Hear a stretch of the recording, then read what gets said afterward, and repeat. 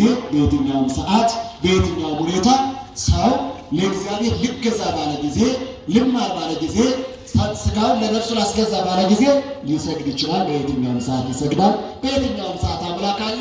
በየትኛውም ጊዜ ይመለካል። በየትኛውም ጊዜ እየሰገድንለት እያመለክነው እንኖራለን እና ለእሱ ተገዝተን እሱም ደግሞ ለእኛ የሚገባንን በረከቱን ሊሰጠን ቅዱስ ፈቃዱ ይሆንልን።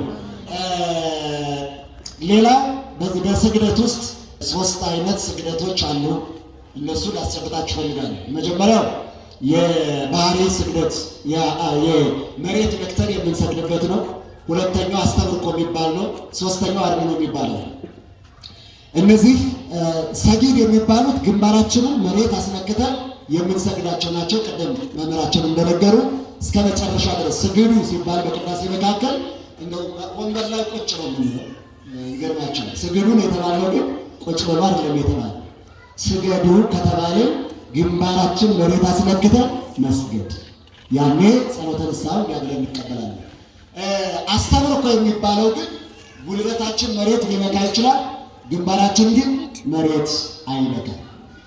አርምኖ የሚባለው አርምኖ አርሴክሙ ሀበ እግዚአብሔር፣ ራሳችን ወደ እግዚአብሔር ዝቅ ዝቅ አድርጉ ይለናል። አረዲያቆን ራሳችን ዝቅ ዝቅ አድርጉ ማለት ለቡራኬ ራሳችንን ዘንበል የምናደርግባቸው የስግደት አይነቶች ነው።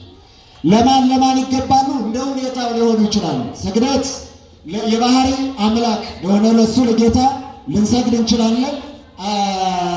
አስተብርኮም ሊሆን ይችላል፣ አርምኖ ሊሆን ይችላል። እንደ ሁኔታው ግን በዋናነት ግን ስቴጅ ስንሰራለት ሰጊድ እስከ መጨረሻው ድረስ የመጨረሻው ታላቁን ስግደት የምንሰግደው የባህሪ ስግደት ለአምላካችን ነው።